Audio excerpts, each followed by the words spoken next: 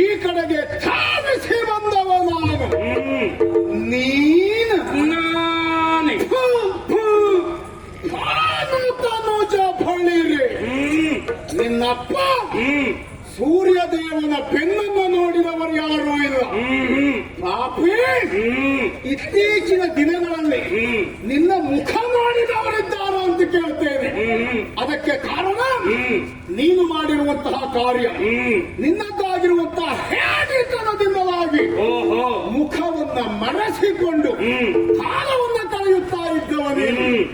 ಈಗ ನನಗೆ ಆಶ್ಚರ್ಯ ಆದದ್ದು ಆ ಕಾರಣಕ್ಕಾಗಿ ನಿನ್ನ ಕರೆಯುವಿಕೆಯ ಧ್ವನಿಯಲ್ಲಿಯೇ ನಿನ್ನದ್ದಾದಂತಹ ಬುದ್ಧಿ ಏನು ಅಥವಾ ನಿನ್ನದ್ದಾದ ಬಂಡವಾಳ ಏನು ಎನ್ನುವುದು ಸ್ಪಷ್ಟವಾಗಿ ಗೋಚರವಾಗ್ತದೆ. ಈ ಮೊದಲು ನೀನು ನನ್ನನ್ನು ಕರೆದವನೇ ಅಣ್ಣ ಎನ್ನುವುದಾಗಿ ಅಷ್ಟಕ್ಕೆ ಮುಗಿಸಿದವ. ಈಗ ಹಾಗಲ್ಲ, ಅಣ್ಣ ವಾಲಿ ಎನ್ನುವುದಾಗಿ ಕರೆದಿಯಲ್ಲ. ಅಣ್ಣ ಎನ್ನುವ ಗೌರವ ಭಾವವೇ ನಿನಗಿದ್ದದ್ದು ಹೌದು ಅಂತಾದರೆ ಮತ್ತೆ ವಾಲಿ ಎನ್ನುವುದಾಗಿ ಕರೆದದ್ಯಾಕೆ? ಅಲ್ಲ, ಅಣ್ಣನೆನ್ನುವಂತಹ ಗೌರವ ನಿನಗಿಲ್ಲ ಅಂತಾದ ಮೇಲೆ ಕೇವಲ ವಾಲಿ ಎನ್ನುವುದಾಗಿ ಕರೆಯಬಹುದಿತ್ತು. ಪ್ರಾರಂಭದಲ್ಲಿ ಅಣ್ಣ ಎನ್ನುವ ವಿಶೇಷಣವನ್ನ ಸೇರಿಸಿದ್ಯಾಕೆ? ಆಗಲೇ ಬಿಡು. ಆದರೆ ನಿನ್ನ ಕುರಿತಾಗಿ ನನಗೆ ಆಶ್ಚರ್ಯ ಏನು, ಎನ್ನುವುದಾಗಿ ಕೂಗುತ್ತಾ ಇರುವಂತಹ ಅಲ್ಲ ಕರೆಯುತ್ತಾ ಇರುವಂತಹ ನಿನ್ನ ಧೈರ್ಯದ ಬಗ್ಗೆ ನನಗೆ ಆಶ್ಚರ್ಯ ಆಗಿ ಹೋಯಿತು. ಒಂದಂತೂ ಸ್ಪಷ್ಟವಾಯಿತು ಸುಗ್ರೀವ, ಏನು? ನೀನು ನಿಜವಾಗಿಯೂ ಇವತ್ತು ನನ್ನನ್ನ ಕರೆದದ್ದು ನಿನ್ನ ಸ್ವಂತ ಧೈರ್ಯದಿಂದ ಅಲ್ಲ. ಯಾರೋ ನಿನ್ನ ಹಿಂಗಡೆಯಲ್ಲಿ ಇದ್ದಾರೆ ಎನ್ನುವ ಕಾರಣಕ್ಕಾಗಿ ಅವರ ಧೈರ್ಯದ ಮೇಲೆ ನೀನು ಹಾಕ್ತಾ ಇರುವುದು ಎನ್ನುವುದು ನಮಗೆಲ್ಲ ಗೊತ್ತಾಗ್ತದೆ. ಏನು? ನಮ್ಮ ಎದುರುಗಡೆ ಇದ್ದಾಗ ನೀನೆಷ್ಟು ಮಾತಾಡುವವ, ನಮ್ಮ ಹಿಂಗಡೆಯಲ್ಲಿದ್ದಾಗ ನೀನೆಷ್ಟು ಮಾತಾಡುವವ, ನಮ್ಮ ಕುರಿತಾಗಿ ನಮ್ಮ ಬೆನ್ನ ಹಿಂದೆ ಎಷ್ಟೆಲ್ಲ ದೂರುವವ. ಇದನ್ನೆಲ್ಲ ಯಾರಿಂದಲೂ ಕೇಳಬೇಕಾದದ್ದಿಲ್ಲ. ಅಣ್ಣನ ಅರ್ಥಗಾರಿಕೆ ಎನ್ನುವುದು ಏನು ಎನ್ನುವುದು ತಿಳಿಯುವುದಿದ್ರೆ ಅಣ್ಣನನ್ನೇ ಕೇಳಬೇಕಾದದ್ದಿಲ್ಲ. ಮತ್ತೆ ನಿನ್ನ ಬುದ್ಧಿ ನಿನ್ನ ಸೀಮಿತದಲ್ಲೇ ಇದ್ರೆ ಸರಿ, ಅಣ್ಣ ಆಡುವ ಮಾತಿನ ಅರ್ಥ ಏನು ಎನ್ನುವುದು ಇಷ್ಟು ವರ್ಷದಲ್ಲೇ ನಿನಗೆ ಆಗ್ತಾ ಇತ್ತು. ಹೌದಾ? ಇಷ್ಟು ವರ್ಷಕ್ಕೂ ಆಗಲಿಲ್ಲ ಅಂತಾದ್ರೆ ತಮ್ಮನಿಗೆ ಆಗ್ಲಿಲ್ಲ ಅಂತ ಹೇಳಿ ಆದ್ರೆ ಏನು ಅಂತ ನೀನೇ ಆಲೋಚನೆ ಮಾಡು. ತಮ್ಮನ ಭೌತಿಕ ಮಟ್ಟ ಕುಸಿದಿದೆ ಅಂತ ಅರ್ಥ ಅದು. ಹೌದಾ? ತಮ್ಮನ ಅಭೌತಿಕ ಮಟ್ಟದಲ್ಲಿ ಬೆಳವಣಿಗೆ ಆಗಲಿಲ್ಲ ಎನ್ನುವುದು ಅರ್ಥ. ಹಾಗಾದ್ರೆ ತಮ್ಮನನ್ನ ನೀನು ಸರಿ ಬೆಳೆಸಲಿಲ್ಲ ಎನ್ನುವುದರ ನಿಜವಾದ ತಾತ್ಪರ್ಯ. ಬೆಳೆಸುವುದಕ್ಕೆ ನಮ್ಮ ವಿಸ್ತೀರ್ಣದಲ್ಲಿ ಅಥವಾ ನಮ್ಮದಾದಂತಹ ಸೀಮಿತವಾದಂತಹ ಒಂದು ಅಂಬಾಣದಲ್ಲಿ ನಮ್ಮದೇ ಆದ ಕಡಿವಾಣದಲ್ಲಿ ನೀನಿದ್ದದ್ದಾದ್ರೆ ಬೆಳೆಸಬಹುದಿತ್ತು. ನಿನಗೆ ಬೇಕಾದಾಗ ಬರುವುದು, ನಿನಗೆ ಬೇಡದೇ ಇದ್ದಾಗ ಎಲ್ಲೆಲ್ಲಿ ಇರುವುದು ಮಾಡಿದ್ರೆ ಯಾರು ಬೆಳೆಸ್ತಾರೆ ತಮ್ಮನ್ನು? ನೋಡಿ ಯೋಚನೆ ಮಾಡು. ಏನು? ಇಷ್ಟು ವರ್ಷವೂ ನಾನು ನಿನ್ನ ಜೊತೆಗೆ ಇದ್ದದ್ದು ಎಲ್ಲೆಲ್ಲ ತಿರುಗಾಟ ಮಾಡಲಿಲ್ಲ. ನೀನು ಹೊರಗಾಕಿದ ಮೇಲೆ ನಾನು ಏನು ಹಾಗೆ ಹೊರಗೆ ಹಾಕುವಲ್ಲಿ ಪ್ರಬಲವಾದಂತಹ ಕಾರಣ ಎನ್ನುವುದುಂಟು. ಏನು? ಆದ್ದರಿಂದಲೇ ನಿನ್ನಲ್ಲಿ ಕೇಳುವುದು ಏನು? ಏನು ಧೈರ್ಯ ನನ್ನನ್ನ ಈ ರೀತಿಯಾಗಿ ಅಣ್ಣಾವಾಲಿ ಎನ್ನುವುದಾಗಿ ಕರೆಯುವುದಿದ್ರೆ ನಿನ್ನ ಧೈರ್ಯ ಅಲ್ಲ. ನಿನ್ನನ್ನು ನಾನು ಕಾಣುವುದೇನು ಹೊಸದಲ್ಲ. ನಿನ್ನ ಪೂರ್ಣ ಪರಿಚಯ ನನಗಿದೆ. ಹೌದಪ್ಪ. ನಿನ್ನ ಕೆಳಗೆಷ್ಟು ಮೇಲೆಷ್ಟು ನಿನ್ನ ಆಳ ಅಂತರ ಸಂಪೂರ್ಣ ನಿನ್ನ ಬಂಡವಾಳ ಮತ್ತೊಬ್ಬರಿಂದ ನನಗೆ ಪರಿಚಯ ಆಗಬೇಕಾದದ್ದಿಲ್ಲವೇ? ಒಳ್ಳೆಯದು. ಹಾಗೊಮ್ಮೆ ನಿನಗೆ ಸ್ವಂತಿಕೆಯ ಇದ್ದದ್ದು ಹೌದು ಅಂತಾದ್ರೆ ನಿನ್ನ ಸ್ವಂತಿಕೆಯಿಂದಲೇ ನೀನು ಪ್ರಕಾಶಮಾನನಾಗುವುದು ಹೌದು ಅಂತಾದ್ರೆ ಇಷ್ಟು ದಿವಸವೂ ಬರಬಹುದಿತ್ತು. ಹಾಗೆ ಬಾರದೆ ಅಪರೂಪದಲ್ಲಿ ಅಪರೂಪಕ್ಕೆ ಇಂತಹ ಧೈರ್ಯದಿಂದ ನನ್ನನ್ನು ಕಲಿತಾ ಇದ್ದೀಯಂತಾದ್ರೆ ಏನು ಧೈರ್ಯ? ಯಾಕೆ ಕರೆದೆ? ಉದ್ದೇಶ? ನಮ್ಮ ಹೆಂಡತಿ ಅದಕ್ಕೆ ಧೈರ್ಯ.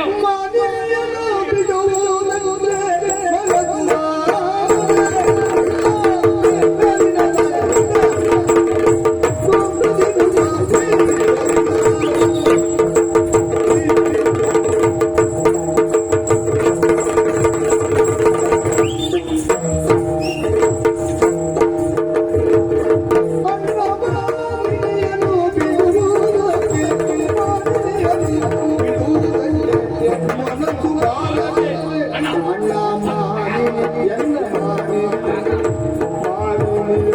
ಬಿಡುವುದಕ್ಕೆ ಮನಸ್ಸು ಬಾರದೆ ನೀನು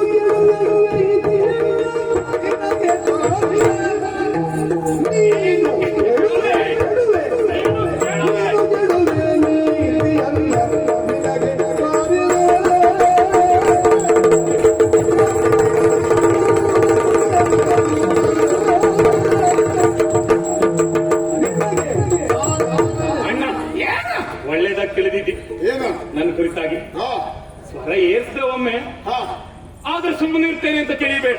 ನಮಗೆಲ್ಲ ಗೊತ್ತ ಇದೆಲ್ಲ ಏರಿದ್ರೆ ಎಷ್ಟು ದಿವಸ ಏರ್ಕೊಂಡಿರೋ ಸ್ವರ ಅಂತ ಅಲ್ವಾ? ಹಾ ಆದ್ರೆ ಒಂದು ನೆನಪಿಟ್ಕೋ, ಹಾ ಸುಗ್ರೀವ ಹಾ ಬದುಕಿರುವ ವರ್ಷವು ಹಾ. ನನ್ನ ಸ್ವರ ಎನ್ನುವುದು ಬೀಳ್ಲಿಕ್ಕಿಲ್ಲವೇ ಇಲ್ಲ. ಈ ಸ್ವರ ಬೀಳದೆ ಇರ್ಬಹುದು, ನೀನೇ ಬಿಟ್ಟು ಹೋದ್ಮೇಲೆ ಸ್ವರ ಇದ್ರೆ ಯಾವ ಸ್ವರ? ಇದು ಧರ್ಮದ ಸ್ವರ. ಇರಬಹುದು. ಆ ನೆಲೆಯಲ್ಲೇ ನಿನ್ನನ್ನು ಕೂಗಿದ್ದು ಬಿಟ್ಟು ಮತ್ತೇನಲ್ಲವೇ ಅಲ್ಲ. ಹಾ ಎಲ್ಲ ಮಾತಾಡ್ತಾರೆ ಅಲ್ವ? ಹಾ ಬೆಂಗಡಿ ಎಲ್ಲ ಮಾತಾಡ್ತಾರೆ. ಮತ್ತೆಂತದ್ದು ನಾವೆಷ್ಟು ಎಲ್ಲರೂ ಮಾತಾಡಿದ್ರ ಬಗ್ಗೆ ನನಗೆ ವಿಶೇಷ ಆದ ನಾನು ಮಾತಾಡಿದ್ದು. ಹಾ ಆದ್ರೆ ಒಂದು ಸರಿ ನೆನಪಿಟ್ಟುಕೋ, ಏನು ಬೆಂಗಡೆಯಲ್ಲಿ ಯಾವಾಗ ಮಾತಾಡ್ತಾರೆ ಅಂತ ಕೇಳಿದ್ರೆ ಹಾ. ಅವರು ಸರಿ ಇಲ್ದಿದ್ದಾಗ ಮಾತಾಡ್ತಾರೆ, ಬಿಟ್ಟರೆ ಸರಿ ಇದ್ರೆ ಮಾತಾಡುವುದಿಲ್ಲ. ಅದೇ ನಿನ್ನ ಬುದ್ಧಿ ಸರಿ ಇಲ್ಲ ಅಂತ ಅದು ಹೇಳಿ ನೀನು ಯೋಚನೆ ಮಾಡುವುದು. ಸರಿ ಇಲ್ಲದೆ ಇದ್ದವ ಸುದ್ದಿ ಮಾತ್ರ ಬೆಂಗಡಿಯಲ್ಲಿ ಮಾತಾಡುವುದಲ್ಲ, ಮತ್ತೆ ಬಹಳ ಪ್ರಚಾರದಲ್ಲಿ ಪ್ರಖ್ಯಾತಿಯಾದವನು ಬೆಂಗಡಿಯಲ್ಲಿ ಮಾತಾಡಿಸಿಕೊಳ್ತಾನೆ. ಹಾ. ನಾವೆಲ್ಲ ಮಾತಾಡಿಸಿಕೊಳ್ಳುವುದು ಆ ವಿಭಾಗದಲ್ಲಿ ಅಲ್ಲ, ಖಂಡಿತ ನೀನು ಕೇವಲ ನಾವಿದ್ದಾಗ ಮಾತ್ರ ಅಲ್ಲ, ನಾವಿಲ್ಲದೆ ಇದ್ದಾಗೂ ನಮ್ಮ ವಿಷಯ ಮಾತಾಡ್ತೀವಿ. ನಿಜವಾಗಿ ಈ ಸಲವೂ ನೀನು ಪ್ರಚಾರದಲ್ಲಿದ್ದಿ. ಈ ಸಲ ಹೇಗೆ ಪ್ರಚಾರದಲ್ಲಿದ್ದಿ ಅಂತ ಕೇಳಿ ಈ ಸಲ ಹೇಗದ್ರಿಂದ ಅನುಮಾನಿತದ್ರಿಂದ ಅಲ್ಲವೇ ಅಲ್ಲ. ಮತ್ತೆ ಬೇರೆಯವ್ರ ಹೆಂಡತಿಯನ್ನು ಕತ್ತಿಟ್ಟುಕೊಂಡಿದ್ಯಲ್ಲ, ಆ ನೆಲೆಯಲ್ಲಿ ನೀನು ಪ್ರಚಾರದಲ್ಲಿದ್ದಿ. ಬೇರೆಯವರ ಹೆಂಡತಿಯನ್ನು ಕದ್ದಿಟ್ಟುಕೊಂಡು ಮತ್ತೆ ನಮ್ಮ ಹೆಂಡತಿ ಅಂತ ಹೇಳಿದ್ರೆ ನಿನ್ನ ಹೆಂಡತಿಯನ್ನು ಕದ್ದಿಟ್ಟುಕೊಂಡಿದ್ದೆ. ಅದು ಬೇರೆಯವ್ರೆ ಅಲ್ವಾ? ಈಗ ಬೇರೆಯವರು ಅಂತ ಹೇಳಿದ್ರೆ ನೀನು ಮಾಡಿದ ಕಾರ್ಯಕ್ಕೆ ಅದು ಶಿಕ್ಷೆ. ಏನು?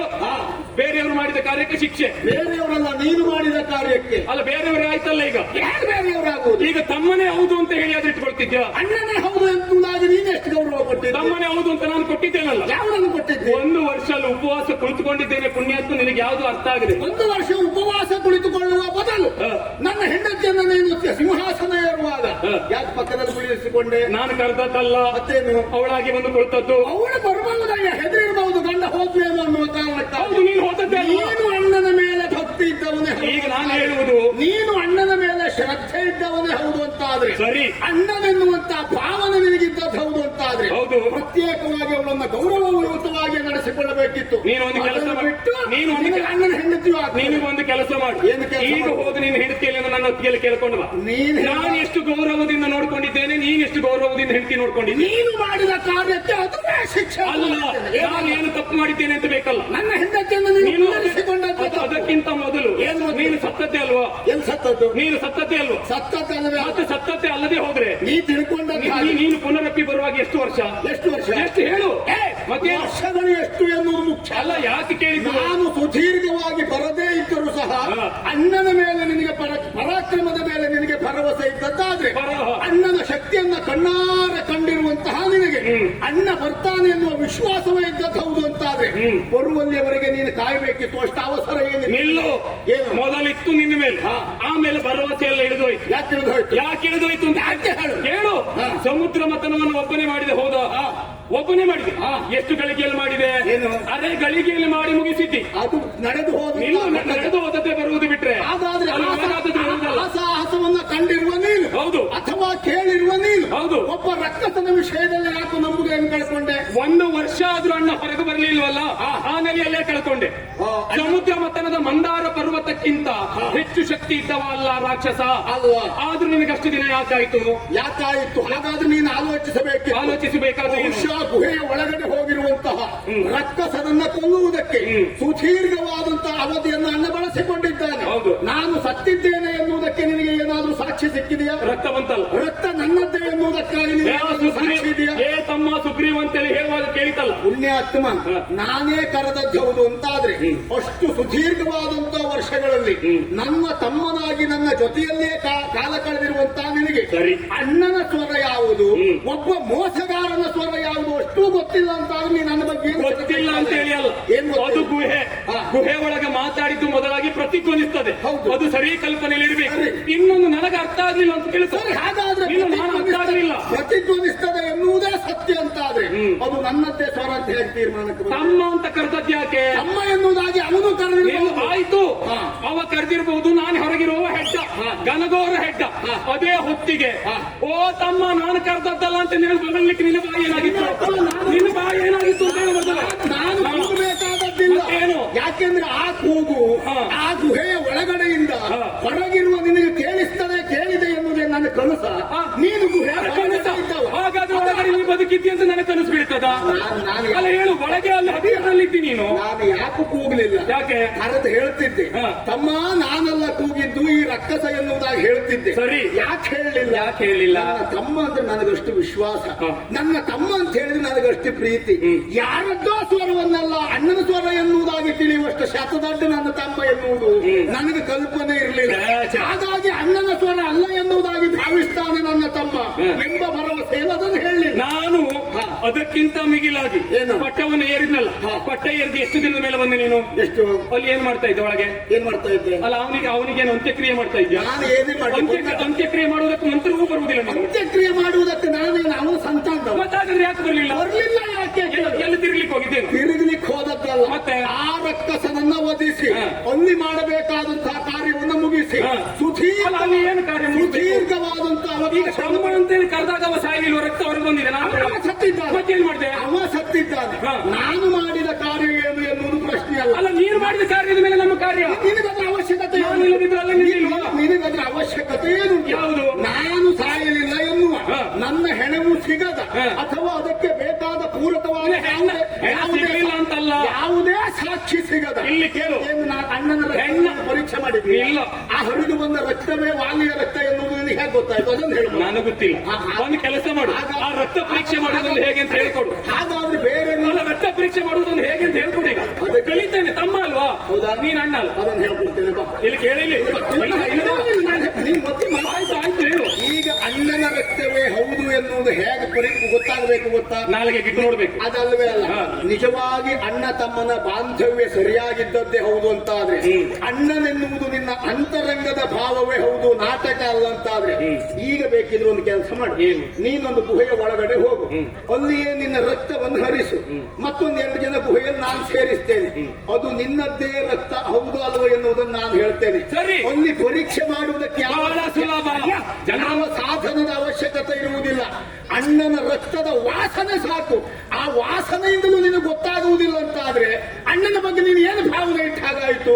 ರಕ್ತದ ವಾಸನೆ ಬಿಡು, ಬೆವರಿನ ವಾಸನೆಯಿಂದ ನನ್ನ ಅಣ್ಣನ ನಿನ್ನ ಬೆವರಿನ ವಾಸನೆ ಏನು ಅಂತ ಗೊತ್ತುಂಟು, ಆದರೆ ರಕ್ತದ ವಾಸನೆ ಗೊತ್ತಿಲ್ಲ ಈ ಸುಗ್ರೀವನಿಗೆ. ನಿನಗೆ ಬೇಕಾದ ಒಂದು ವಾಸನೆ ಯಾಕೆ ಗೊತ್ತಿಲ್ಲ ಕೇಳು. ಇಲ್ಲಿಯ ತನಕ ಬದುಕಿನಲ್ಲಿ ಅಣ್ಣ ವಾಲಿಯ ಬಿಂದು ರಕ್ತವು ನೆಲಕ್ಕೆ ಬೀಳದಂತೆ ನೋಡಿಕೊಂಡವ ಈ ಸುಗ್ರೀವ. ನೆನಪಿಟ್ಕೋ. ನೀನು ನೋಡಿಕೊಂಡದ್ದಲ್ಲ, ಏನ್ ನೋಡ್ಕೊಂಡದಲ್ಲ, ಬಿಂದು ರಕ್ತವು ಕೆಳಗೆ ಬೀಳದ ಹಾಗೆ ನನ್ನನ್ನು ನಾನು ಕಾಪಿಟ್ಟುಕೊಂಡಿದ್ದೇನೆ. ಮತ್ತೆ ನನಗೆ ಈ ಪ್ರಶ್ನೆ ಉತ್ತರ ಕೊಡು. ನಿನಗೆ ಮತ್ತೆ ನಿನಗೆ ನೀನು ಬೀಳದೆ ಇರುವ ಹಾಗೆ ನೋಡ್ಕೊಳ್ಳಿಕ್ಕೆ ಈಗ ಕಷ್ಟದಲ್ಲಿದ್ದೆ. ಮತ್ತಷ್ಟು ವರ್ಷ ನಾನು ಬೀಳದ ಹಾಗೆ ನೀನು ನೋಡು. ನಾನು ಬೀಳದ ಹಾಗೆ ನಾನೇ ನೋಡ್ಕೊಂಡಿದ್ದೇನೆ. ಕೆಲವು ಕಡೆ ಬಿದ್ದಾಗಲೂ ನಾನೇ ಎದ್ದು ನಿಂತಿದ್ದೇನೆ. ಹಾಗಾಗಿ ನನ್ನ ವಿಷಯದಲ್ಲಿ ನನ್ನ ಆಳ ಅಂತರ, ನಮ್ಮ ಅಗಲ ಅದೆಲ್ಲ ನಿನ್ನ ಈ ಜೀವನ ಆಗುತ್ತಾ? ಖಂಡಿತ ಆಗುವುದಿಲ್ಲ. ಮತ್ತೆ ನಿನಗೆ ಒಳಗೆ ಏನು ಮಾಡ್ತಾ ಇದ್ದೆ? ನಿನಗೆ ಯಾಕೆ ಹೇಳಬೇಕು? ನೀ ನೋಡು, ಒಂದಿಷ್ಟು ಒಟ್ಟು ಮಾಡ್ಕೊಂಡು ಬಂದದ್ದಕ್ಕೆಲ್ಲ ಉತ್ತರ ಕೊಡ್ತೇನೆ ಅಂತ ನಾನು ಬಂದೆ. ನಾವೆಲ್ಲ ಇವತ್ತು ಯಾರು ಬರ್ತಾರೆ, ಯಾರು ಎದುರಿಗಿರ್ತಾರೆ, ಅವ್ರಿಗೇನು ಉತ್ತರ ಕೊಡುವುದು ಅಂತ 3 ದಿವಸದಿಂದ ತಲಹಾ ಮಾಡಿಕೊಳ್ಳುವವರಲ್ಲ. ಇವತ್ತು ಏನು ಇಲ್ಲಿಗೆ ಬರ್ತದೋ ಅಷ್ಟು ಹೇಳುವವರು. ಹಾಗಾಗಿ ನಿನ್ನ ಬಂಡವಾಳ ಎಲ್ಲಾದ್ರೂ ಕೂತ್ಕೊಂಡು ಮಾತಾಡೋದು ಹೋಗು. ನೋಡು, ನಾನು ಕೂತ್ಕೊಂಡಲ್ಲೇ ಮಾತಾಡಿ ನಿನ್ನಿಂದ ಸಾಧ್ಯ ಅಲ್ಲ, ನೆನಪಿಟ್ಕೋ. ಮತ್ತೊಂದು, ಎಷ್ಟೋ ದಿನದಿಂದ ಬಂಡವಾಳ ಒಟ್ಟು ಮಾಡ್ಲಿಕ್ಕೆ ನಾನು ವಾಲಿ ಅಲ್ಲ. ನೀನು ಕೂತ್ಕೊಂಡಲ್ಲಿ ಮತ್ತೇನು ಎಷ್ಟು ಕಡೆ ಎಬ್ಬಿಸಿದ್ದಾರೆ ಅದೆಲ್ಲ ನನಗೆ ಎಲ್ಲಿ ಎಬ್ಬಿಸಿದ್ದಾರೆ.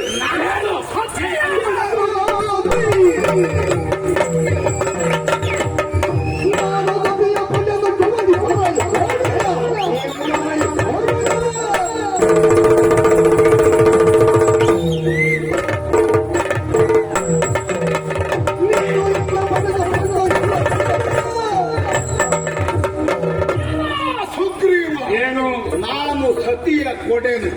ಯಾಕೆ ಕೊಡೆನು? ನೀನು ಮಾಡಿರುವಂತಹ ಕಾರ್ಯದ ಕುರಿತಾಗಿ, ನೀನು ಮಾಡಿರುವ ಸರಿಯಾದಂತಹ ಪ್ರತೀಕಾರವನ್ನು ಮಾಡಬೇಕು ಎಂಬ ಉದ್ದೇಶದಿಂದಲೇ ನಿನ್ನ ಸತಿಯನ್ನು ನಾನು ಇರಿಸಿ ನಾನು ಮಾತಾಡುವುದಕ್ಕೆ ಉತ್ತರ ನಾನು ವಶಪಡಿಸಿಕೊಂಡಿದ್ದೇನೆ. ಏನು ಶವದಿಂದ ಹೇಳುವುದಷ್ಟನ್ನೇ ನಾನು ಸತಿಯ ಕೊಡೆನು.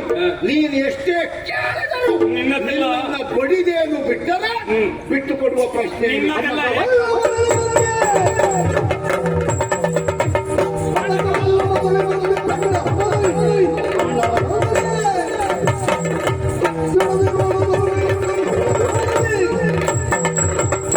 ನಿನ್ನದೆಲ್ಲ ಜಾಯಮಾನ ಹೇಗೆ ಗೊತ್ತುಂಟ? ಎದುರಿನವರು ಮಾತಾಡುವುದಕ್ಕೆ ತೊಡಗಿದ್ರೆ ಬೇರೆಯೇ ಹೇಳುವುದು, ಉಪಕ್ರಮಕ್ಕೆ ತೊಡಗಿ ನನ್ನದನ್ನು ತಪ್ಪಿಸಿಕೊಳ್ಳುವುದು. ಅಲ್ಲದೆ ಹೋದ್ರೆ ನಾನು ಕುಳಿತಲ್ಲಿ ಎಬ್ಬಿಸಿ ಕಳಿಸಿದ್ದ. ಯಾರು ಎಬ್ಬಿಸಿ ಕಳಿಸಿದ್ದ ನನ್ನನ್ನು? ನೋಡು, ಇಷ್ಟು ವರ್ಷದಲ್ಲಿ ನಾನು ಎದ್ದು ಬಂದವನಲ್ಲ, ನೆನಪಿಟ್ಟುಕೋ. ನೀನು ಹೇಳಿದೆಯಲ್ಲ ಉತ್ತರ ಕೊಡಬೇಕಾದ ಅವಶ್ಯಕತೆ ಇಲ್ಲ ಅಂತ. ಬೇರೆಯವರು ಹೆಂಡತಿ ಇಟ್ಟುಕೊಂಡವ ನೀನೇ ಇಷ್ಟು ಹಾರಾಟ ಮಾಡ್ತಿ ಅಂತ ಆದ್ರೆ ನನ್ನ ಹೆಂಡತಿ ನಾನು ಕಳ್ಕೊಂಡವ. ಹೆಂಡತಿಯನ್ನ ಕೊಟ್ರೆ ಸರಿ, ಇಲ್ಲದೆ ಇದ್ರೆ ಪೆಟ್ಟು ಕೊಟ್ಟು ನಿನ್ನನ್ನು ಸಾಯಿಸ್ತೇನೆ. ಇವತ್ತು ಪೆಟ್ಟು ಅಂದ್ರೆ ಕೆಳಗೆ ಎಷ್ಟು ಕೇಳುವ ಮಗ. ಈ ಹೊತ್ತಿಗೆ ನಾನು ಎಷ್ಟು ತೋರಿಸ್ತೇನೆ.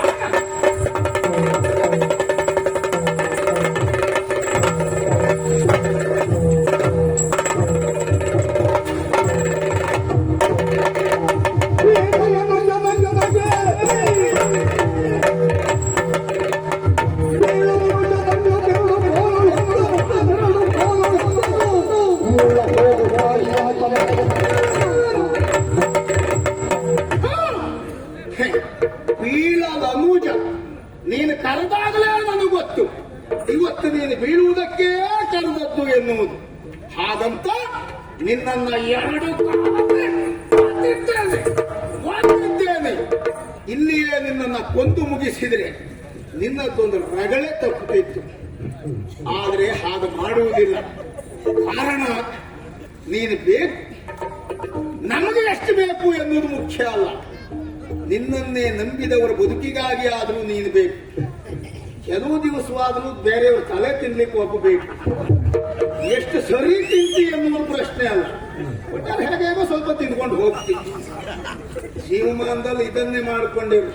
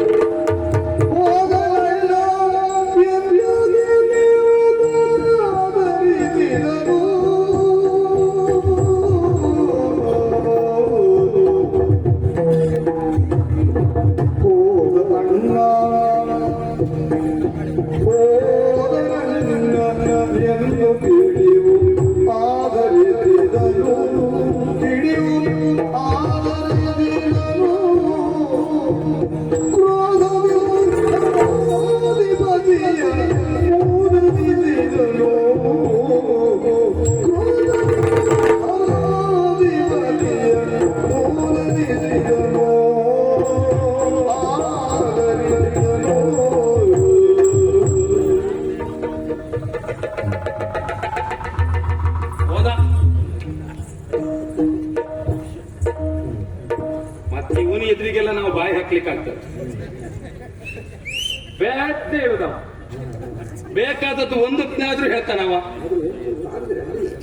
ಅಲ್ಲ, ಇನ್ನೂ ತಾಗುವಂತ ಮನಸ್ಸಿತ್ತು ಅಲ್ಲ, ಬಿಟ್ಟದ್ದು ಅದಕ್ಕೆ ಅಲ್ಲವೇ ಅಲ್ಲ. ಏನ್ ಹೆದರಿದ್ದು ಅಂತ ತಿಳಿದಿದ್ದ. ನೆನಪಿಟ್ಟುಕೊಳ್ಳಿ, ಈ ಸುಗ್ರೀವ ಯಾವ ಕಾರಣಕ್ಕೆ ಯಾರ ಎದುರಿಗೂ ಹೆದರುವವನಲ್ಲ. ಆದ್ರೆ ಆತ್ಮವಿಶ್ವಾಸವನ್ನು ಕುಂದಿಸ್ತಾರೆ ಹೇಗೆ ಅಂತ ಕೇಳಿ ಕೆಲವರು. ಈಗ ಹೆಂಡತಿ ಅಪಾರ ಆದದಲ್ವ, ಆತ್ಮವಿಶ್ವಾಸ ಸ್ವಲ್ಪ ಹೋಯ್ತು. ಹಾಗೆ ಹೋದ್ನಲ್ಲ ಪುಣ್ಯ, ಬದುಕಿದೆಯಾ ಬಡ ಜೀವಗಳು. ಹೀಗೆ ಬದುಕಿದ್ದೆ ಹೌದು ಅಂತ ಹೇಳಿ ಆದ್ರೆ ಬೆಲ್ಲವನ್ನಾದ್ರೂ ಬೇಡಿ ತಿನ್ಬಹುದು ಅಂತ ದೊಡ್ಡವರು ಹೇಳಿದ್ದು ಸುಳ್ಳಲ್ಲ ಸ್ವಾಮಿ. ಅಲ್ಲದೆ ಹೋದ್ರೆ ಎಲ್ಲಿಂದಲೋ ಒಬ್ಬ ಇವತ್ತು ಅತಿಥಿ ಬಂದಿದ್ದಾನೆ. ಈ ಅತಿಥಿ ಹೇಳಿದ ಮಾತನ್ನು ಕೇಳ್ಕೊಂಡು ನಾನು ಕೆಟ್ಟ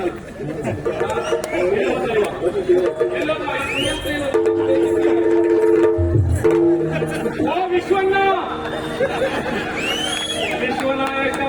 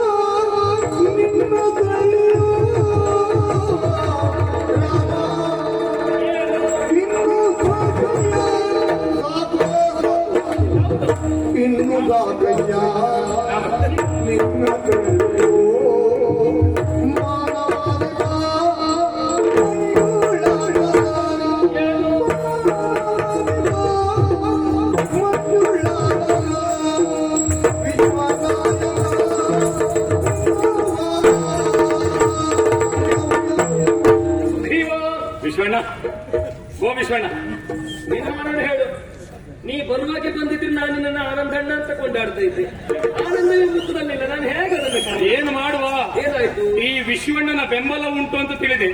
ವಿಶ್ವಣ್ಣ ಬೆಂಬಲ ಕೊಡ್ತಿದ್ಮೇಲೆ ನಾವು ಆನಂದ ತರುವುದೇ? ನಾ ಬೆಂಬಲ ಕೊಡಬೇಕು ಅಂತ ಆದ್ರೆ ಹಂಬಲಗೊಂಡವರು ಹೇಗಿದ್ದಾರೆ ಅನ್ನೋದು ಮುಖ್ಯ. ನಾನು ಹೋಗುವಾಗ ಆಲೋಚನೆ ಮಾಡಿದ್ದು ಈ ಸಲ ನಾನೇ ಬಹುಮತದಿಂದ ಗೆದ್ದು ಬರ್ತೇನೆ ಅಂತ. ಏನು ಮಾಡುವ?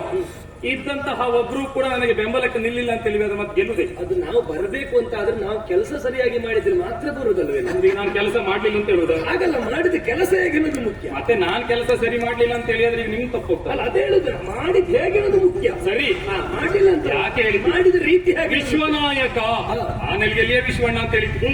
ವಿಶ್ವಕ್ಕೆ ಅಣ್ಣನಾಗುವಂತಹ ಸಾದೃಶ್ಯವಾದಂತಹ ರೂಪ ನಿನ್ನದು, ಅನುಮಾನ ಇಲ್ಲ. ಆದ್ರೆ ದಾನವನ್ನ ಕೆಲವರು ಮಾಡ್ತಾರೆ, ಎಷ್ಟು ದಾನ ಮಾಡ್ತಾರೆ. ಆದ್ರೆ ತೆಗೆದುಕೊಳ್ಳುವ ಆಲೋಚನೆ ಮಾಡಬೇಕು ಬೇಡ. ನನ್ನ ಪಾತ್ರ ಇಷ್ಟುಂಟು ಅಂತ ಆಲೋಚನೆ ಮಾಡಿ ತೆಗೆದುಕೊಂಡು ದಾನ ಕೊಡುವವನಿಗೆ ಆನೆ ಕೊಡುವ ಯೋಗ್ಯತೆ ಇರಬಹುದು, ಆದ್ರೆ ಸಾಕು ಅವನಿಗೆ ದಾನ ಹಿಡಿಯುವ ಆನೆಯನ್ನು ತೆಗೆದುಕೊಂಡು ಹೋದ್ರೆ ಸಾಕ್ಲಿಕ್ಕಾಗ್ತದೆ ಎನ್ನುವ ಯೋಚನೆ. ನನಗೆ ಈಗ ಅರ್ಥ ಆಯ್ತು ಏನು ಮಾಡುವ ದೇವರೇ. ಏನಾಯ್ತು? ಮೊದಲಿಂದ ಇಲ್ಲಿಯ ತನಕ ನಮ್ಮ ಹಣೆ ಬರ್ಬೇ ಗಟ್ಟಿ ಅಲ್ಲ, ಅಂತ ಯಾಕೆ ಜಿಗುಪ್ಸೆ ಆಗ್ತಂದುಕೊಂಡೆ ಅಂತ? ಮುಖ್ಯ ಅಲ್ಲ, ಏನೋ ನೀನು ಹೇಳಿದೆ ಅಂತ ನಿನ್ನ ಮಾತನ್ನ ಮಂಜುಳಾತರ ಅಂದ್ರೆ ಇವತ್ತು ಒಳ್ಳೆಯದೇ ಆಗುತ್ತದೆ ಎನ್ನುವಂತಹ ನಿರೀಕ್ಷೆಯಲ್ಲಿ ನಾನು ಒಳ್ಳೆಯದನ್ನೇ ಹೇಳುದು. ಯಾವತ್ತು ಬರುವಾಗ ಹಿಂದತಿಯನ್ನು ಕರ್ಕೊಂಡು ಬಂದು ನಿನ್ನ ಕಾಲಿಗೆ ಅಡ್ಡ ಬೀಳ್ತೇನೆ ಅಂತ ಆಲೋಚನೆಯಲ್ಲಿ ಬಂದಿದ್ದೆ. ಏನು ಮಾಡುವ ದೇವರೇ? ಅತಿಥಿ ಸತ್ಕಾರ ಮಾಡಿದ ನೀನು ನಿನಗೆ ಒಳ್ಳೆದನ್ನ ಮಾಡಿದ ಮತ್ತೇನು ಮಾಡುದು ಹೇಳು? ಈಗ ಒಂದು ಕೆಲಸ ಮಾಡುವುದಂತ. ಏನು? ಹೇಗೂ ಇವತ್ತು ಅತಿಥಿಗಳಾಗಿ ಬಂದಿದ್ದೀರಿ, ಹೌದಪ್ಪ. ಅಲ್ಲಿಂದ ಇಲ್ಲಿಯ ತನಕ ಕರೆಸ್ಕೊಂಡಿದ್ದೇವೆ. ಇಲ್ಲಿ ನಾನು ಯಾವತ್ತು ಅತಿಥಿ ಅಲ್ಲ, ನಿನ್ ಜೊತೆಗೆ ಇರುವುದು. ಅತಿಥಿ ಅಂತ ಮೈತ್ರಿ ಬಂದ ಆಗಿ ಹೋಗಿದೆ, ನಾ ಹೋಗ್ತೇನೆ ಅಂತ ಹೇಳಿದ್ನ. ಈಗ ಅಲ್ಲಿ ಬಂದ ಆಯ್ತಾ? ನೀನಲ್ವ ಅಲ್ಲ, ಬಂದ ಆಯ್ತಾ? ನೀವು ನಮ್ಮೊಟ್ಟಿಗೆ ಇರುವುದು ಅಂತ. ನಾ ಬಂದಾಯ್ತು, ಬಂದೆ ಬಂದ ಹೇಳಿದು ಬಂದ, ಅಗ್ನಿ ಸಾಕ್ಷಿಯಾಗಿ ಇಲ್ಲೇ ಇರ್ತೀನಿ ಅಂತ ಬಂದ ಆಯ್ತು. ಇಲ್ಲಿ ನಾನು ನೋಡು ನಿನ್ನ ಕಷ್ಟ ಹೋಗಲಾಡಿಸುವವರೆಗೆ ನಾನಿರ್ಬೇಕು. ಅದು ಒಂದು ಕೆಲಸ ಮಾಡುವುದೇ. ಏನು? ಬಂದದ್ದು ಒಳ್ಳೇದೆ ಅಲ್ಲ, ಹಾಗಲ್ಲ. ಈಗ ನಮ್ದು ತೆಗೆದುಕೊಳ್ಳುವುದಕ್ಕೆ ಅರ್ಹತೆ, ನಮಗೆ ಅರ್ಹತೆ ಇಲ್ಲ ಅಂತ ಹೇಳಿದ್ಮೇಲೆ ನಾವು ಮತ್ತೆ ಮತ್ತೆ ಕೇಳಬಾರ್ದು, ಯಾವುದೂ ಪ್ರಶ್ನೆ ಮಾಡಬಾರ್ದು. ಹಾಗಾದ್ರೆ ನಮ್ದು ಪ್ರಶ್ನೆಯೇ ಇಲ್ಲ. ಅಲ್ಲಿಂದ ಕರ್ಕೊಂಡು ಬಂದಿದ್ದೇವೆ, ಹನುಮಂತನೇ ಕರ್ಕೊಂಡು ಬಂದದ್ದು. ಇದು ಅವನೇ ಕರ್ಕೊಂಡು ಹೋಗ್ಬಿಡ್ತಾನೆ. ಅಲ್ಲ, ಅಲ್ಲಿ ಆ ಕಡೆ ಉಂಟು ವಾಹನ, ನಿಮ್ಮ ವಾಹನ ಹನುಮಂತ ಅಂದ್ರೆ ಹೆಂಗ ಮೇಲೆ ಕುರ್ಸ್ಕೊಂಡು ಬಂದದ್ದು, ಅವನೇ ಕರ್ಕೊಂಡು ಹೋಗ್ಬಿಡ್ತಾನೆ. ಒಂದು ಏನು ಕೇಳುವುದಿಲ್ಲ ಅಂತ ಗೊತ್ತುಂಟು, ಸೂರ್ಯವಂಶದವರು ಯಾರಿದ್ರೂ ತೆಗೆದುಕೊಳ್ಳುವವರು ಅಲ್ಲವೇ? ಯಾರಲ್ಲಿಯೂ ಕೇಳುದು, ಆದರೂ ಕೇಳಿದವರಿಗೆ ಕೊಡುವವರು. ಆದರೂ ಏನಾದ್ರು ಅಂದ್ರೆ ನಾನು ಸೂರ್ಯವಂಶದವನೇ ಅಲ್ಲ ಒಂದು ಲೆಕ್ಕದಲ್ಲಿ. ನೀ ಕೇಳದೆ ಇದ್ರು ನನಗೆ ಕೊಡಿಸ್ತೀನಿ. ಒಂದು ಪ್ರೀತಿಯಲ್ಲಿ ಬಾಂಧವ್ಯದಲ್ಲಿ ಏನಾದ್ರೂ ಸುಗ್ರೀವ ಕೊಡಬೇಕು ಅಂತಿದ್ರೆ ಏನು ಕೊಡಬೇಕು, ಎಷ್ಟು ಕೊಡಬೇಕು ಅಂತ ಹೇಳಿದ್ರೆ ಆದ್ರೆ ನಮ್ಮಿಂದ ಕೊಡಲ್ಪಡ್ತದೆ. ಅಲ್ಲಿ ಇದನ್ನ ಯಾಕಂತಲೇ ಗೊತ್ತಾಗ್ಲಿಲ್ಲ. ಅಂದ್ರೆ ಸ್ವಾಮಿ ನೋಡಿದ್ರಲ್ಲ, ವೈರಿಯ ಎದುರಿಗೆ ನನ್ನನ್ನು ನಿಲ್ಲಿಸಿ ಪೆಟ್ಟು ತಿನ್ನಬೇಕು ಅಂತ ಎಷ್ಟು ದಿನದಿಂದ ಆಸೆಯನ್ನು ಹೊತ್ತಿದ್ರೋ ಗೊತ್ತಿಲ್ಲ.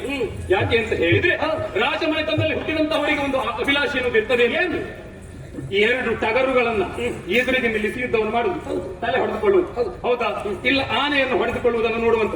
ಅದೇ ರೀತಿಯಲ್ಲಿ ಎರಡು ಮಂಗಗಳು ಹೇಗೆ ಯುದ್ಧ ಮಾಡ್ತವೆ ಎನ್ನುವುದನ್ನು ನೋಡಬೇಕು ಅನ್ನೋ ಆಸೆ ಇತ್ತೋ ಏನು ನಿಮಗೆ? ಯಾಕೆ ನೆರವೇರಿಸಿದ್ರಲ್ಲ ಇವತ್ತು? ಅಂದ್ರೆ ನಮ್ಮ ಅಣ್ಣನ ಎದುರಿಗೆ ನನ್ನನ್ನು ಬಿಟ್ಟು ಒಂದು ಆಸೆ ನೆರವೇರಿಸಿಕೊಂಡ್ರಲ್ಲ. ಈ ಹೆದರ್ಕೊಂಡೇನೆ, ಮತ್ತೆ ಹೆದರದಲ್ಲ, ಮತ್ತೆ ಅಷ್ಟು ಬಿಟ್ಟು ಬಿದ್ದಿದೆ, ಅದು ಮತ್ತೆ ಹೆದರ್ತೀರ ಅಂತ ಕೇಳ್ತೀರ. ಧೈರ್ಯ ಬಂದಿದೆಯಾ? ಮತ್ತೆ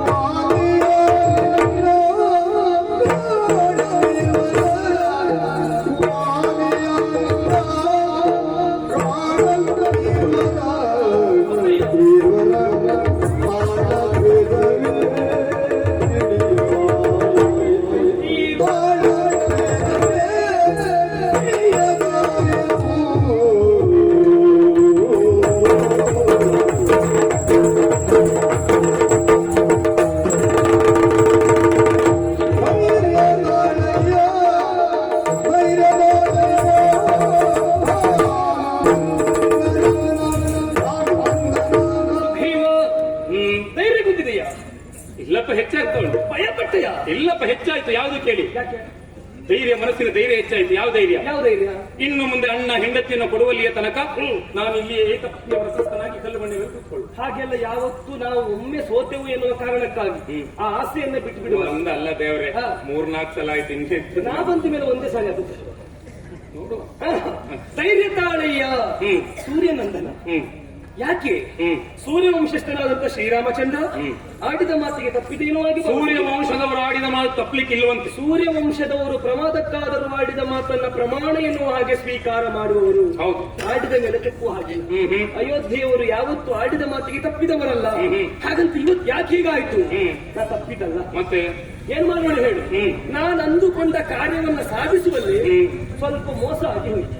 ಏನು ಮೋಸ? ಏನೇನು ಅಲ್ಲ, ನಾನು ನಿನ್ನನ್ನು ನೋಡಿದ್ದೇನೆ. ಹೌದು. ನೀನ್ ಹೀಗೆ ಅಂತ ನನಗೆ ಗೊತ್ತುಂಟು. ಸರಿ. ಯುದ್ಧಕ್ಕೆ ಹೋಗುವೇನೋ ಹಾಗೆ ಹೇಳಿದೆ. ಹಾಗಂತ ವಾಲಿಯನ್ನ ನಾನು ನೋಡುವುದೇ ಇಂದು ಪ್ರಥಮ. ಹೌದಾ? ಹೌದಪ್ಪ. ಸರಿ. ನಿಮ್ಮಿಬ್ಬರು ಯುದ್ಧ ಆಗ್ತಾ ಉಂಟಾ? ಹೌದು. ನನಗೆ ಇದರಲ್ಲಿ ಯಾರು ವಾಲಿ ಯಾರು ಸುಗ್ರೀವ ಏನಂತ ಗೊತ್ತಾಗ್ಲಿಲ್ಲ. ಅತಿ ಸುಲಭ ಅಲ್ವಾ ದೇವ್ರೆ? ನೀನೂ ಮಾತನಾಡ್ತಾ ಇದ್ಯಾ, ಅವನೂ ಮಾತನಾಡ್ತಾ ಇದ್ದ. ನೀ ಏನು ಕೇಳಿದ್ರು ಅವನು ಅದಕ್ಕೆ ಉತ್ತರ ಕೊಡ್ತಾ ಇದ್ದಾನೆ. ಆದ್ರೆ ನೀ ಕೇಳಬೇಕಾದ ಪ್ರಶ್ನೆ ಎಲ್ಲ ಕೇಳಿದೆ ಪುಣ್ಯಾತ್ಮ. ಗಟ್ಟಿ ಉತ್ತರ ಸಿಕ್ಕಿದ್ ಸುಳ್ಳಲ್ಲ, ಸಿಕ್ಕಿತ. ಬನ್ನಿ, ನಿಜವಾಗಿ ನಿಮಗೊಂದು ಗುಟ್ಟು ಹೇಳ್ತೇನೆ. ನಮ್ಮ ಅಣ್ಣನ ಎದುರಿಗೆ ಯಾರೇ ಬಂದು ನಿಲ್ಲಿ, ಯಾವುದೇ ಪ್ರಸಂಗ ಇರಲಿ, ಉತ್ತರ ಮಾತ್ರ ನೀವು ನಿರೀಕ್ಷೆ ಮಾಡಬೇಕು. ನಾವು ಪ್ರಸಂಗಕ್ಕೆ ಸಂಬಂಧಪಟ್ಟ ಉತ್ತರ ಕೊಡುವ ಮೇಲೆ ಅವು ಇವತ್ತು ನೋಡಿ, ನಾನು ಕೇಳಿದೆ ನೀನು ಎಲ್ಲೂ ಹೋಗಿದ್ದೆ ಒಂದು ಹೇಳಿದ್ರು ಅಂದ್ರೆ ನನ್ನ ಸಮಸ್ಯೆ ನಾನು ಹೇಳಿದ್ದು ಸಮಸ್ಯೆ ಬಗೆಹರಿತಿತ್ತು, ನಾನು ತಪ್ಪಾಯ್ತು ಅಂತ ಕೇಳ್ತಿದ್ದೆ. ಆದ್ರೆ ಒಂದು ಗೊತ್ತುಂಟು ಏನು? ಅವ ನೀನಂದ ಹಾಗೆ ಪ್ರಸಂಗಕ್ಕೆ ಅಂದುಕೊಂಡ ಉತ್ತರ ಸಿಗದೇ ಇದ್ರು ಪ್ರಸಂಗಕ್ಕೆ ಅವ ಬೇಕು. ರಂಜನೆ ಕೊಡುವುದೌದು. ಅಲ್ಲ, ನಿಜವಾಗಿ ನನಗೆ ವ್ಯಕ್ತಿನ ಮಧ್ಯೆಯೂ ನನಗೆ ಸಂತೋಷ ಆಗುತ್ತೆ. ಯಾಕೆ ಗೊತ್ತುಂಟ? ನನಗೊಂದು ಉಂಟು ದೇವ್ರೆ, ಏನು? ಇವತ್ತೇ ಅವನು ಹೆಂಡತಿ ಕೊಟ್ಟಿದ್ರೆ ಅವನ ಕಾಲಿಗೆ ಬಿದ್ದು ನಿನ್ನೊಟ್ಟಿಗೆ ನಾನು ಇರ್ತೇನೆ ಅಂತ ಮತ್ತೆ ಹೇಳ್ತೇನೆ ನಾನು, ಪ್ರಶ್ನೆಯೇ ಇಲ್ಲ. ಆದ್ರೆ ಅವ ಇಷ್ಟು ಮಾಡಿದ್ದಕ್ಕೆ ಒಂದ್ ಸ್ವಲ್ಪ ಸಿಟ್ಟಿಗೆ ಅಷ್ಟೇ. ಆದ್ರೆ ಇನ್ನೊಂದುಂಟು. ಏನು? ಅವ ನಿನಗೆ ಬೇಡದೆ ಇರಬಹುದು, ನೀನು ಅವನಿಗೆ ಬೇಡದೆ ಇರಬಹುದು. ಹಾಗಂತ ಉಳಿದವರಿಗೆ ಅವ ಬೇಕು. ಯಾಕೆ ಗೊತ್ತುಂಟ? ಈಗ ಗೊತ್ತಿಲ್ಲ. ನಿನ್ನನ್ನ ಓಲೈಸಿಕೊಂಡು ಬಂದವರು 5 ಜನ. ಹೌದು. ಅವನೊಂದಿಗೆ ಕಿಷ್ಕಿಂಧೆಯ ಸರ್ವ ಸಾಮ್ರಾಜ್ಯದವರಿದ್ದಾರೆ. ನೀವೊಂದು ಗೊತ್ತಿಲ್ಲ ನಿಮಗೆ, ಸರ್ವ ಸಾಮ್ರಾಜ್ಯ ಉಂಟು ಅಂತ ನೀವು ತಿಳ್ಕೊಂಡಿರುವುದು. ಏನಾಯ್ತು? ಇದ್ದದ್ದು ಯಾಕೆ ಕೇಳಿದ್ರೆ ಯಾಕೆ? ವಾಲಿಯ ಭಯಕ್ಕೆ ಹೆದರಿಯಲ್ಲಿದ್ದಾರೆ ಬಿಟ್ರೆ ಇವನು ಪ್ರೀತಿ ಮೇಲೆ ಇರುವುದು ಅಲ್ಲವೇ ಅಲ್ಲ. ವಾಲಿಯ ಭಯಕ್ಕೆ ಅವರು ಹೆದರಿ ಇದ್ದದ್ದೇ ಹೌದಾದ್ರೆ ಋಷ್ಯಮುಖದಲ್ಲಿರಬಹುದು. ಈಗ ಜಾಂಬವರು ಬರಬೇಕು ಅಂತಿತ್ತು. ಅಲ್ಲ, ಋಷ್ಯಮುಖದಲ್ಲಿ ಹೌದು, ಜಾಂಬವರು ಬರಬೇಕು ಅಂತಿತ್ತು. ಜಾಂಬವರು ಯಾಕೆ ಬರ್ಲಿಲ್ಲ? ಹಾಗಾದ್ರೆ ಮೊದಲಿನಿಂದ ಪೀಠ ಕಾದ್ಕೊಂಡಿದ್ದವರಲ್ವಾ?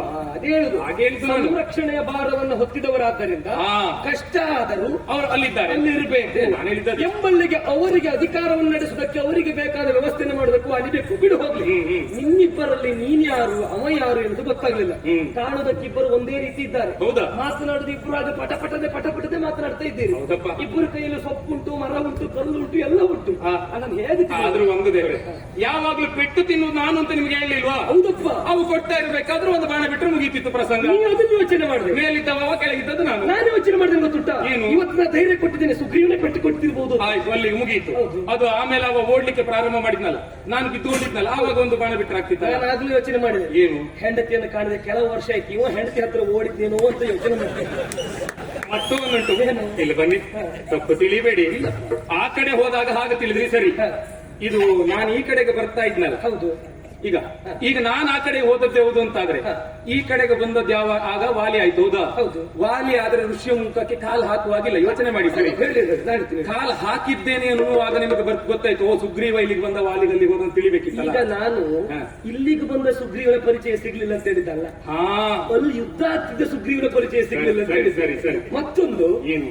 ವಾಲಿ ಸುಗ್ರೀವ, ವಾಲಿ ಆಚೆ ಹೋಗಿ ಸುಗ್ರೀವ ಈಚೆ ಬಂದದ್ದಲ್ಲ, ವಾಲಿ ಹೋದ ಮೇಲೆ ಸುಗ್ರೀವ ಎದ್ದು ಬಂದದ್ದು. ನಾನಿದು ಪ್ರಶ್ನೆ ಯಾಕೆ ಹೇಳಿದ್ದಲ್ಲ? ಅಲ್ಲ, ನೀವು ಬೆಂಬಲ ಕೊಡ್ತೇನೆ ಅಂತ ಹೇಳಿ ಸುಮ್ಮನೆ ಕುಳಿತಿದ್ದೀರಿ ಅಂತ ನೋಡಿದೆ. ನನ್ನನ್ನು ಕಟ್ಟಿ ಹಾಕೋ ಪ್ರಯತ್ನ ಮಾಡಬೇಡ.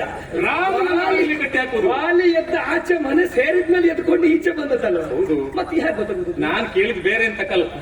ನನಗೆ ಬೆಂಬಲ ಕೊಡ್ತೇನೆ ಅಂತ ಹೇಳಿ ಕೆಲವು ಕಡೆ ಹೋಗ್ತದೆ, ನಿನಗೆ ನನ್ನ ಬೆಂಬಲ ಉಂಟು, ಅವ್ರು ಹೇಳಿ ಕುಳಿತುಕೊಂಡಿರ್ತಾರೆ, ಬಿಟ್ಟರೆ ಬೆಂಬಲ ಕೊಡುವುದಿಲ್ಲ. ನೀವು ಕೊಡ್ತೀರಲ್ಲ ನೋಡ್ಬೇಕು ಅಂತ ಕೇಳಿದ. ನಾನು ಒಂದು ನಿನ್ನ ಬೆಂಬಲಕ್ಕಾಗಿ ನೋಡ್ತಾ ಇದ್ದೆ. ಸರಿ. ಇನ್ನೊಂದು ನೀ ಪ್ರಶ್ನೆ ಕೇಳ್ತೇನೆ ತಿಳಿದು ನೋಡೋದಕ್ಕಾಗಿ ಕಾಯ್ತಾ ಇದ್ದೆ. ಎಷ್ಟೊತ್ತು ನೀ ಕೇಳ್ತೀಯ? ಹೆಂಡತಿಯನ್ನ ಕೇಳುದು. ಓ, ಹಾಗಾಗಿ ಮೋಸ ಆದದ್ದು. ನೀ ತಲೆ ಕೆಡಿಸಿಕೊಳ್ಬೇಡ. ಏನು ಹಾಗಂತ ಇನ್ನು ಇಲ್ಲಿಗೆ ನೀನು ನಿಲ್ಲಿಸುವುದಲ್ಲ, ಮತ್ತೆ ಮತ್ತೊಮ್ಮೆ ಯುದ್ಧಕ್ಕೆ ಕರಿಬೇಕು. ನಾನು ಬರ್ತೇನೆ. ಅಲ್ಲ, ನೀವು ಪ್ರಸಂಗ ಬೇಕಾದ್ರೆ ಮುಂದುವರಿಸಿ, ನಾನು ಬರ್ತೇನೆ. ಮತ್ತೆ ಬಿಡುವುದು ಮತ್ತೆ ಹೊಡೆಸುವುದು ಇದೇ ಪ್ರಸಂಗ. ಯಾರು ಹೇಳಿ? ನೀವು ಇಲ್ಲಿ ಕೂತ್ಕೊಂಡು ಮತ್ತೆ ಬೆಂಬಲ ಇಲ್ಲಪ್ಪ, ಬಾಯಿಯ ಬೆಂಬಲ ನಿಮ್ಮದು. ಹಾಗಲ್ಲ, ಒಳಗಡೆ ಬಂದ ಬೆಂಬಲ ಇಲ್ಲ. ಮೊದಲನೇ ಯುದ್ಧದಲ್ಲಿ ಗೊತ್ತಾಗಲಿಲ್ಲ. ಹಾ. ಇನ್ನು ಮುಂದಿನ ಯುದ್ಧ ಆಗುವಾಗ ಗೊತ್ತಾಗಬೇಕು, ಗೊತ್ತಾಗುವ ಹಾಗೆ ಮಾಡಬೇಕು. ಏನ್ ಮಾಡುದು? ಈಗ ನಿನಗೆ ಹೇಳಲಿಕ್ಕೆ ಆಗುದಿಲ್ಲ, ಹೌದು. ನಡಲಿಕ್ಕೆ ಆಗುದಿಲ್ಲ ಅಂತ ಭಯ ಪಡಬೇಡ. ನೋವು ನಿವಾರಣೆ ಮಾಡೋದಕ್ಕೆ ನನಗೆ ಗೊತ್ತುಂಟು. ಏನು?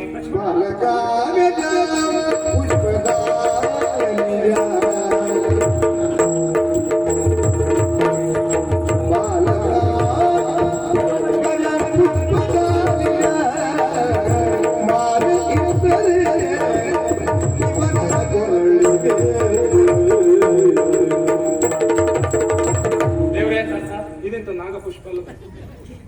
ಗಜಪುಷ್ಪ. ಅದೇ ನಾಗಪುಷ್ಪ ಅಂತ. ಗಜಪುಷ್ಪ. ಹೌದೌದು. ಇದು ಯಾಕೆ ಗೊತ್ತುಂಟಾ? ಹ್ಮ್. ನೀನು ನಿಮ್ಮ ಮನೆಯೊಳಗಿದ್ದದನ್ನು ಯಾವುದನ್ನು ಯೋಚನೆ ಮಾಡಲಿಲ್ಲ, ಹ್ಮ್. ಹೊರಗಡೆದೆಲ್ಲ ಯೋಚನೆ ಮಾಡ್ತಾ ಇದ್ದೆ. ಹ್ಮ್. ತಮ್ಮ ಮನೆಯೊಳಗೆ ತಮಗೆ ಬೇಕಾದ ಔಷಧ ಲತೆಗಳಿದ್ದಾಗ ಹಾ. ಹಿತ್ತಲ ಬಳ್ಳಿ ಮತ್ತೆಲ್ಲ ಏನೋ ಆಗಿ ಹೇಳ್ಕೊಂಡಿದ್ದವರು. ಒಂದು ರೀತಿಯಲ್ಲಿ ನಿನಗಾದಂತ ನೋವನ್ನು ದೂರ ಮಾಡುವುದಕ್ಕಾಗಿ ಹ್ಮ್. ಈ ಗಜಪುಷ್ಪ. ಹ್ಮ್. ಇನ್ನೊಂದು, ಹ್ಮ್. ವಾಲಿಯೊಂದಿಗೆ ನೀ ಯುದ್ಧ ಮಾಡುವಾಗ ಇದು ಸುಗ್ರೀವ ಎನ್ನುವುದು ಗೊತ್ತಾಗುವುದಕ್ಕಾಗಿ ಈ ಗಜಪುಷ್ಪ. ಸರಿ, ಹಾಗಾಗಿ ಇದನ್ನ ಕೊರಳಿಗೆ ಸಮರ್ಪಿಸಿದ್ದೇನೆ. ನಾನು ಹೋಗಿ ಬರ್ತೇನೆ.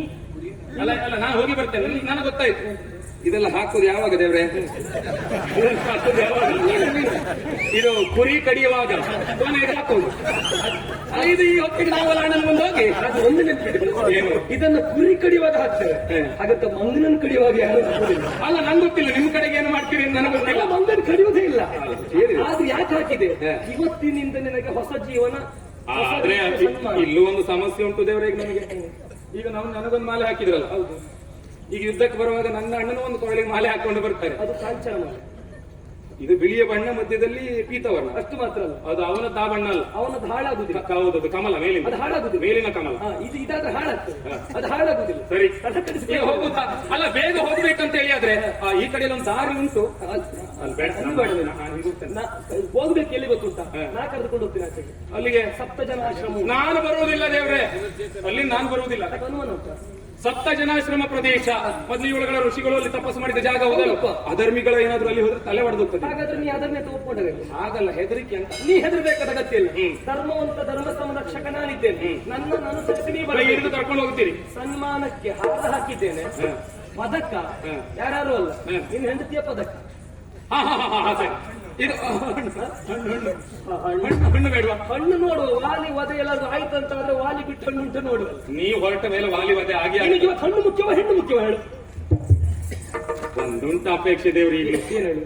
ನನಗೆ ಹಣ್ಣಲ್ಲ, ಹೆಣ್ಣೆ ಮುಖ್ಯ. ನನ್ನ ಹೆಣ್ಣು. ಹಾಗಂತ ವಾಲಿವಾದಿ ಒಂದು ಬೇಗ ಮುಗಿಸಿಕೊಡಿ. ವಾಲಿ ವಧೆ ಬೇಗ ಮುಗಿಬೇಕು ಅಂತ ನನಗೆ ಹೆಂಡತಿ ಬೇಕಲ್ಲ. ಸುಗ್ರೀವ ಇನ್ನೊಮ್ಮೆ ಯುದ್ಧದಲ್ಲಿ ಹೆಚ್ಚಿಗೆ ಮಾತಾಡಬಹುದು. ಬೇಡವಾ?